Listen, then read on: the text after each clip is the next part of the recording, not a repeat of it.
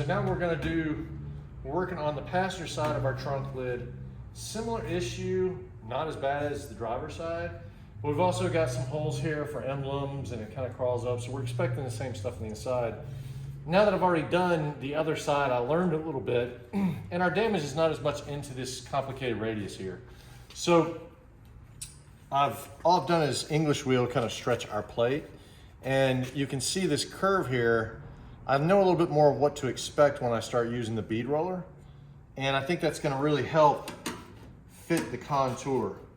As you can see, like, I'm a lot closer here at this point than I was with the other side, just because I can feel that scoop. And that's really weird because the English wheel sort of does, you see how this got that teardrop there? The English wheel kind of does opposite of what you expect it to do. You know, it's stretching, but the way you bend that's kind of a B-surf, I think it's called. It's this compound curve. I'm hoping that's going to save me time on the bead roller, save the customer time too. So we're feeling confident about this side so far. Let's see if that turns out to work in our favor or bite us in the rear.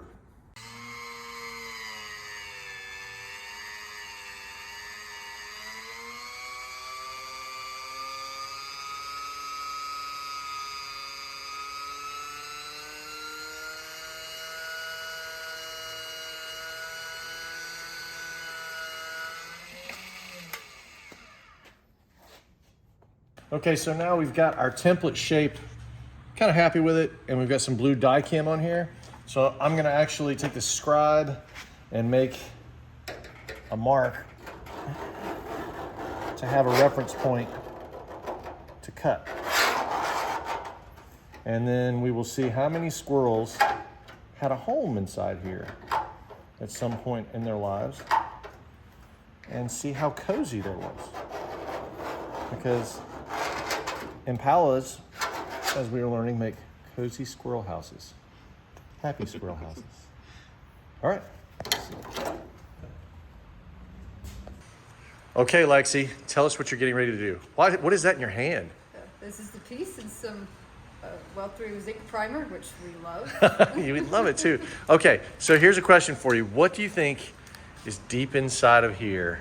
I'm going to say at least 2 acorns and a lot of cotton. 2 acorns and a lot of cotton. What if it's just twine? What if it's straw? I'll be shocked. It could be wool. It might be wool. What if these were sophisticated squirrels and it's silk?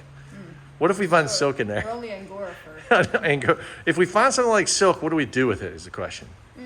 Probably toss it out because it's gross. All right, tune in, folks, because next up, we're going to see what the squirrels left. What if this wasn't even squirrels? What if it was like something we don't even know about? Like little car elves? Yeah, little tiny, like Sasquatch-style tiny creatures that we don't know. Tiny creatures. Yeah. Oh, okay. Why does Sasquatch have to be big? Because he's Sasquatch. Well, yeah, but that, I mean, is it limited to only huge? Why does Sasquatch have hairy feet? I mean, what kind of animal would leave something in a car this big? This doesn't look like a squirrel haven. It's like generation on generation of squirrels. Just all of them. All right, tune in, folks, to find out. One thing we'll know is we will be inside here soon. And now the moment we've all waited for. What is behind the trunk that caused all this? What kind of creature could have done this? Was it a creature from this earth or from another planet? Maybe, I don't know. We're gonna get in here, we're gonna see. What if there's little green aliens in there? Little rusty green aliens. I hope so. I don't.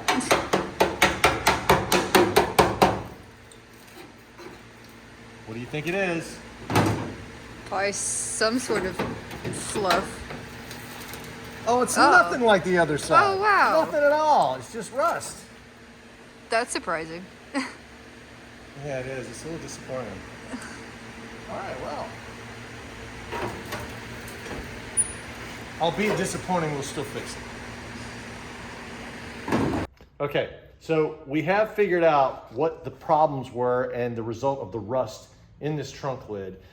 It was not, in fact, the squirrels, it was the mice, but they were working for the squirrels and underneath the squirrels who orchestrated the entire thing. Follow with me here. So we've got Shadow Company their entry point was right in here. That's why we didn't see a collection of cotton and supplies in there to keep them warm, because this is actually where they came in, which is location Tango. So once Shadow Company comes in at location Tango, they traveled over here on their way to Bravo Point to meet up with Alpha Team, but here's Corridor Z. Now this is important because if they run into trouble, any enemy ahead, they can bail out right here and retreat and live to fight another day. So then they came all the way down here where Alpha Team was awaiting from another entry point we'll go over later at Bravo location. And this is why we see so much cotton and things to keep them warm, and even some food, so some rations and stuff. So here's what happens in slow-mo. So Shadow Company enters there. They had some bumps and bruises. They come down through here. Okay, they're going. Now, at Corridor Z, this is where they stop and they look around, okay? Is there anything here? Is there anything there? I'm not sure. It looks safe. Let's keep going. Don't fall over. Mice are kind of clumsy whenever they're on their hands and knees. Okay, and then here we go. And then this is where they parked for some time. They camped out, which is why we found all of the cotton and things in this area right here at Bravo location as they coincide with Alpha Team and re-up their next plan, which, by the way, the squirrels orchestrated as well.